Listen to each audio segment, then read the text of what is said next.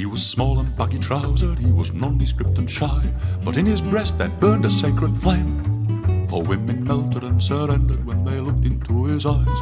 Little Billy Kershaw was the name, by the way. He worked as a country ploughman, so they say. Oh, Lothario and Casanova, mighty Don Juan, those legendary goats of days of yore. Billy was better with his eyes closed on one leg and with no hands, a trick which he could actually perform, by the way. Spectacular, but dodgy, so they say. He never did it for the profit of it, never for applause, only the silvery laughter that it caused.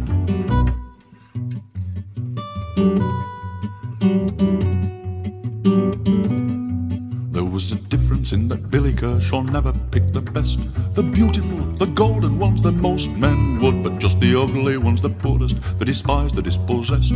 Where else would a hunchback get the cuddle, by the way? Hair lips can kiss, or so they say. And so the shop girl with the whiskers, or the limping shepherdess, the squinting barmaid, her with a pocky skin, even the horse-like countess with the teeth and meagre breasts, which in fact had often harboured Billy's chin, by the way. Haughty but snug, so they say. He never did it for the profit of it, never for applause, only the common comfort that it caused.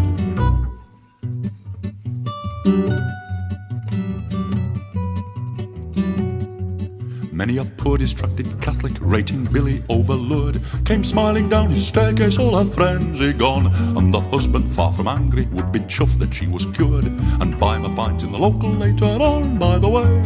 Horses for courses, as they say. He responded to the Colonel's widow's desperate appeal, in the Colonel's house upon the Colonel's tiger skin, and in the potter's shop the potter's wife upon the potter's wheel, which was steadily continuing to spin, by the way. A right tour de force, so they say.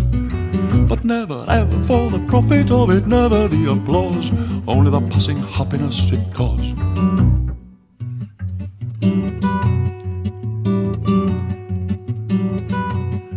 But soon the news of Billy Kershaw and his life-enhancing powers became across the county widely known, and by his cottage gate the coach-loads waited patiently for hours. The drivers made a bundle going home, by the way.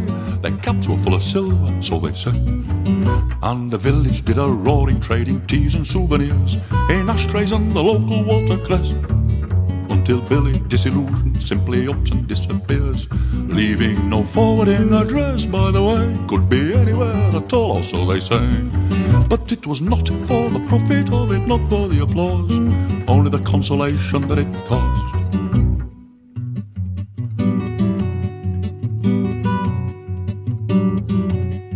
If there should be a sad, neglected, wretched woman in your life, it could well be that Billy's near at hand.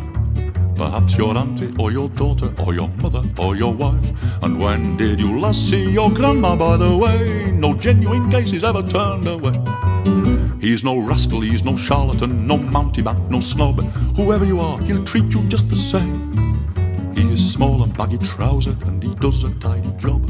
Little Billy Kershaw is the name, by the way. He worked as a country ploughman, so they say. But never ever for the profit of it, never the applause, only the common comfort that it caused.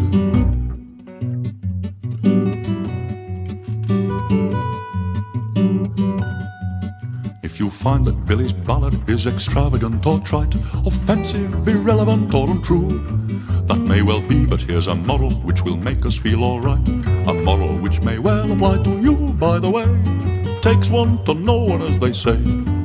If you're ugly, if you're weak or meek or queer, form a queue, and the rest of us will travel from afar, and systematically we'll do to you what Billy used to do, but more regular and always twice as hard, by the way. Mea culpa, as they used to say.